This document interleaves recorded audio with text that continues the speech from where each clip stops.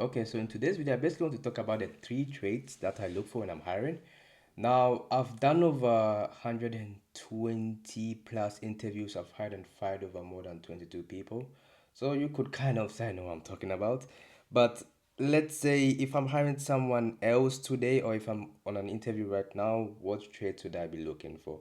Now, there are only three traits that I do look for when I'm on an interview, and that is basically number one, pattern recognition. Can they recognize patterns?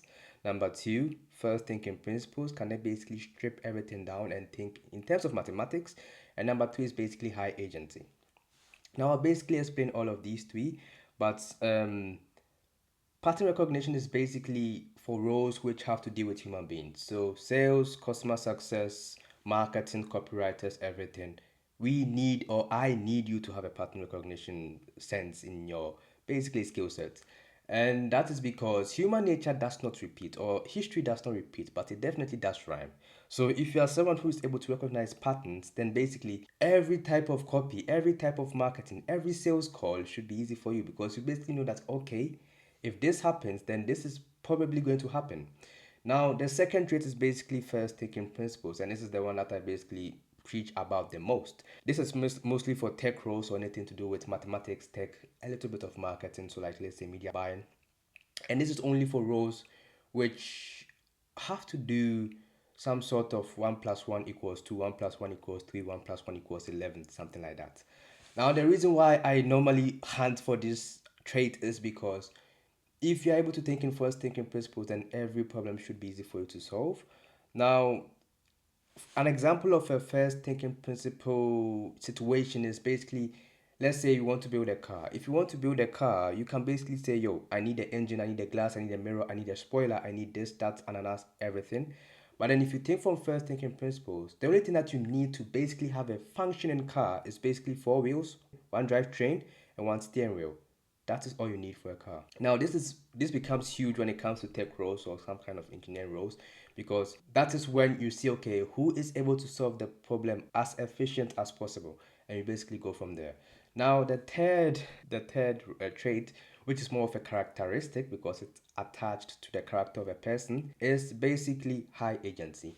Now, high agency is when someone has the trait of basically asking nobody for permission to do something. High agency is basically when someone is so in tune with themselves that they know what they are doing, even if they don't know what they are doing. Now, I would basically, explain an example. Let's say if you have an engineer and you want to build an app, a high agentic person will basically go from idea to MVP as fast as possible. Now, let's say someone who does not have a lot of agency will basically put that in a backlog or somewhere like that, or never even touch it unless you're like, yo, I want to build this app, so let's try and have this on. Now, the thing with the high agency people is that they are basically wild. They are very wild. They are basically like a wild boar, or like a wild horse, or like a wild lion. You can tame them. It's pretty hard. And the thing is, if they are working with you, then they are not working with you for the money, but then they are working with you because they like you in the mission.